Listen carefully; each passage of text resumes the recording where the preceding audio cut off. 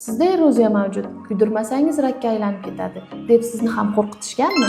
Keling eroziya haqida gaplashamiz. Eroziya o'zi nima?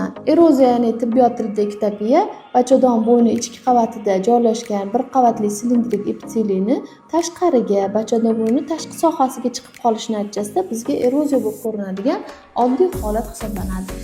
Ektopiya bu rak emas. Rakni papilloma yoki papilloma keltirib chiqaruvchi odam papilloma virusi chaqiradi.